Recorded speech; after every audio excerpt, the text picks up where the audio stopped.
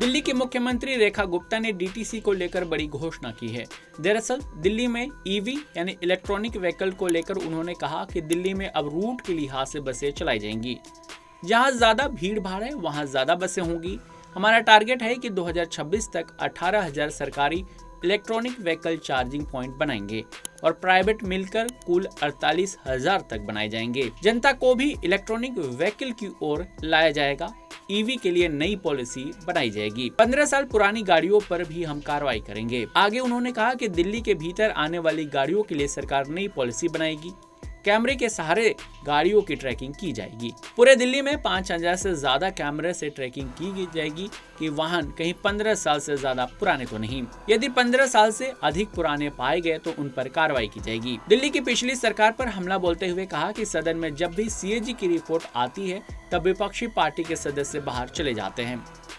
यह सुनने में इन्हें शर्म आती है, करने में नहीं आई लेकिन सुनने में आती है। पिछली सरकार यानी आम आदमी पार्टी की सरकार पर आरोप लगाते हुए कहा कि पैसों का दुरुपयोग किया गया है। मॉनिटरिंग और पॉलिसी मेकिंग में पिछली सरकार में कमी रही। दिल्ली की नई सरकार लगातार वायु प्रदूषण पर कदम उठा रही है। आज डीटीसी की कुल 2400 बसें सीएनजी की हैं और 1727 ईवी हैं, लेकिन कई इस साल रिटायर हो जाएंगी। ऐसे में हमने खरीद का काम शुरू कर दिया है। हमारा टारगेट है कि इस साल तक 5,500 बसें इलेक्ट्रॉनिक व्हीकल की होंगी और 2026 तक इन बसों का काफिला 11,000 तक बढ़ाया जाएगा।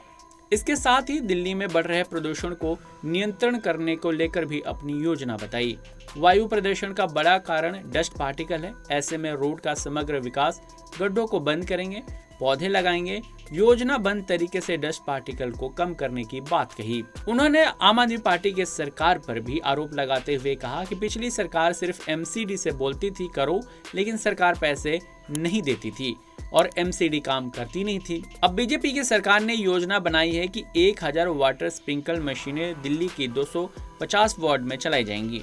ये काम खुद दिल्ली सरकार करेगी। बता दें, दिल्ली की राजनीति में सीएजी रिपोर्ट का मुद्दा छाया हुआ है। एक तरफ जहां सीएजी की रिपोर्ट को लेकर आम आदमी पार्टी को घेरने में बीजेपी लगी हुई है, वहीं दूसरी तरफ आम आदमी पार्टी सीएजी की रिपोर्ट पर राजनीति करने का आरोप लगाती है। देश दुनिया की तमाम खबरों के लिए जुड़े रहिए punjabkesari.com के साथ।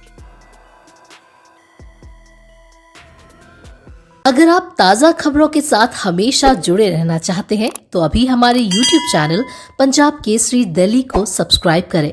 साथ ही Facebook और Instagram पर भी हमें फॉलो करना ना भूलें। आपका समर्थन ही हमारी ताकत है। धन्यवाद।